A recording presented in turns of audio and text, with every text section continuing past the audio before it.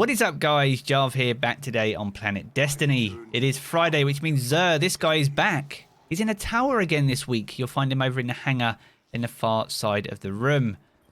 But now we know where he is. Let's see what goodies he's got in store for us. Interesting. So trials will be interesting this week, it seems. We'll start off here quickly first, though. So the exotic Engram for 97 legendary shards. So this contains a new exotic if you have any missing in your collection. If your collection is full, though, then this provides a random piece of exotic armor instead for 97 shards. If you don't have enough shards, you can use this quest here to get an exotic cipher to spend on this Engram instead. Obelisk is the weapon of the week. The exotic linear fusion rifle. Compounding force is the intrinsic trait, so this fires slugs that cause massive damage to elemental shields of enemy combatants. So be prepared to see a lot of this in trials this weekend. Linear fusion rifles are getting a nice buff in Season 14 with plus 15% to their precision damage and also plus 30% to their reserves as well.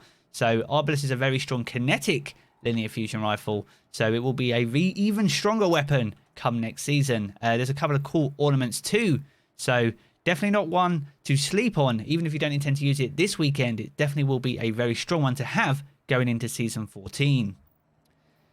Graviton forfeit. So we've got the Void Affinity, which you can change, and the 65 stats are really high here. Mobility, recovery, discipline, intellect are all very heavily weighted.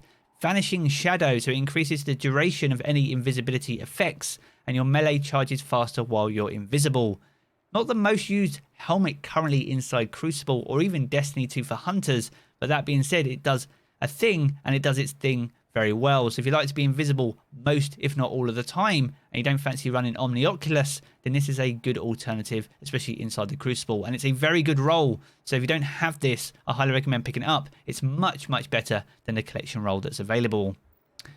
Mark 44 Standardized Void once again, 63 stats, so once again not too bad. We have the Resilience and Discipline as the weighted stats. Seriously Watch Out is the armor's perk, so this grants an overshield when you're sprinting at full health with either the Seismic Strike, Hammer Strike or Shield Bash equipped and fully charged. Hits with these abilities charge a portion of your melee energy. Gets overshined by other boots inside Destiny 2, most notably Doom Marchers, which are some of the most popular leg exotic armor pieces for Titans. Nevertheless, though, this is a good role, and this is worth experimenting with, especially if they're going to do some buffs to the light subclasses moving into Season 15. So be sure to pick these up if you haven't got a good role already.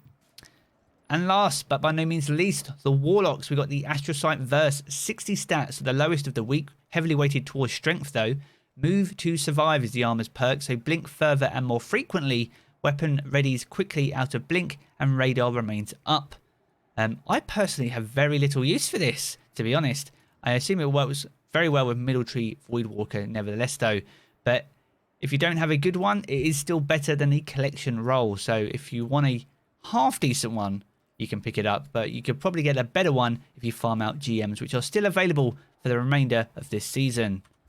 So there we go. That is a breakdown of Xur. Remember, Trials is back, so be prepared to see lots of Obelisk if you weren't prepared to see that already.